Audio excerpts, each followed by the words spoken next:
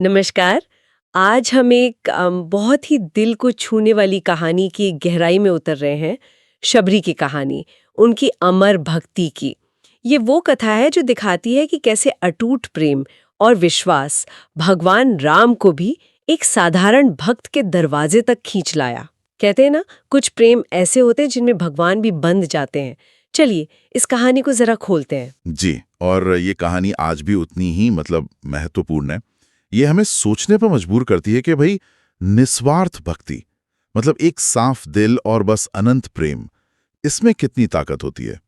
और दिलचस्प बात यह है, पता है, कि भक्ति का रास्ता जो है वो सच में समाज के बंधन, कुल, जाति, इन सबसे एकदम परे है। हाँ, कहानी का जो केंद्र है वो है शबरी।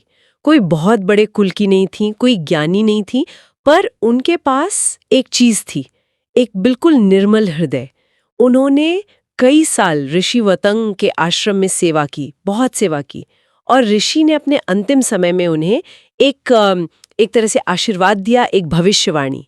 कहा, शबरी धीरज रखना, एक दिन स्वयं श्री राम तुम्हारी कुटिया पर आएंगे। और बस यहीं से शबरी की वो अटूट प्रतीक्षा शुरू हुई। सोचिए जरा, हर रोज आश्रम को सजाना, रास्ते में फूल बिछाना, और मन में बस एक ही धुन, मेरे राम आएंगे। हाँ। ये उनकी रोज की जिंदगी बन गई, उनकी उम्मीद का एक जीता जागता सबूत। ये जो बरसों की प्रतीक्षा है ना, ये अपने आप में भक्ति का एक बहुत ही शक्तिशाली रूप है। ये दिखाता है कि सच्ची श्रद्धा में कितना धैर्य, कितना अटूट विश्वास हो सकता है। अगर हम इसे थोड़ा बड़े दायरे में देखें तो ये किसी भी लक्ष्य के लिए, चाहे वो आध्यात्मिक हो या दुनियावी, पूरी निष्ठा का प्रतीक है। भले ही हमें पता ना हो कि फल कब मिलेगा, पर लगे रहना, ये उस विश्वास की कहानी है जो समय की कसौटी पर खरा उतरता है। सही कहा। और फिर आता है वो हिस्सा जो मुझे हमेशा सोचने पर मजबूर करता है। शबरी का राम के लिए बैर इकट्ठा करना। वो जंगल जाती हैं, चुन चुन कर मीठे बैर लाती हैं। लेकिन यहाँ एक अजीब सी बात होती है, वो हर बैर को पहले खुद चख कर देखती हैं। क्यों? ताकि राम को सिर्फ सबसे मीठे बैर ही मिले। उनके मन में बस एक ही बात, कहीं कोई बैर खट्टा ना हो, कड़वा ना हो। पहली बार सुनने में ये थोड़ा अजीब लगता है ना। कोई भी सोचेगा, अरे ये कैसी भक्ति, झूठे बैर भगवान को। बिल्कुल बिल्कुल। और यही भक्ति का असली अर्थ छुपा है मेरे हिसाब से। उनका वो बैर चखना, वो अशुद्धि नहीं है, वो प्रेम की पराकाष्ठा है। ये उस गहरी निस्वार्थ इच्छा को दिखाता है कि भाई, अपने भगवान को, अपने आराध्य को सिर्फ और सिर्फ सबसे अच्छी चीज ही देनी है, चाहे उसके लिए दुनिया के नियम कायदे एक तरफ क्यों न रखने पड़े। जैसे इस कथा का भाव है, ईश्वर को भाव से चढ़ाया गया प्रेम वही सबसे बड़ा प्रसाद है। ये किसी भी पूजा पाठ, रस्म या दिखावे से कहीं कहीं ज्यादा ऊंची बात है। ये सीधे दिल का कनेक्शन है। और फिर वो पल आता है, वो क्षण जिसका शबरी को बरसों से इंतजार था। सीता जी की खोज में भटकते हुए राम और लक्ष्मण वो शबरी की कुटिया तक पहुंच जाते हैं। शबरी उन्हें देखती हैं और बस देखती रह जाती हैं।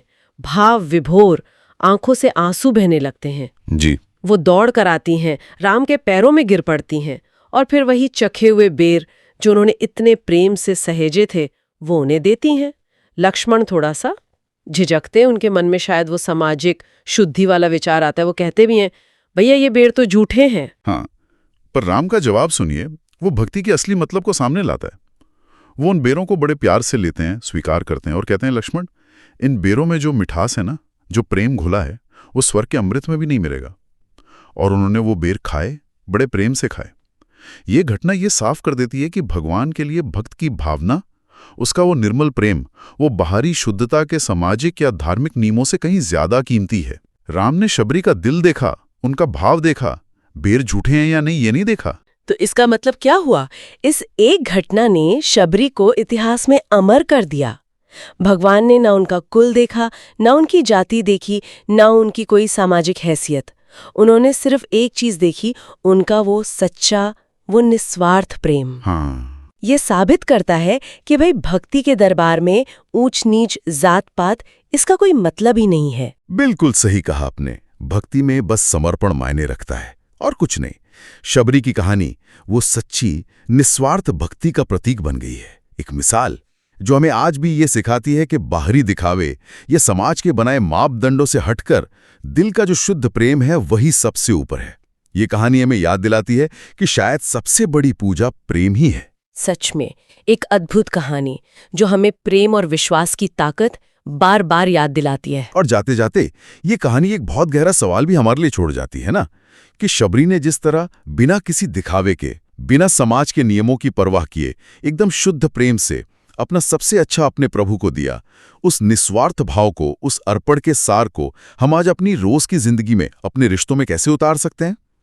क्या हम अपने आसपास के लोगों को अपना सर्वोत्तम देते समय उतने ही सच्चे और निस्वार्थ हो पाते हैं? इस पर सोचना हम सबके लिए शायद बहुत जरूरी है।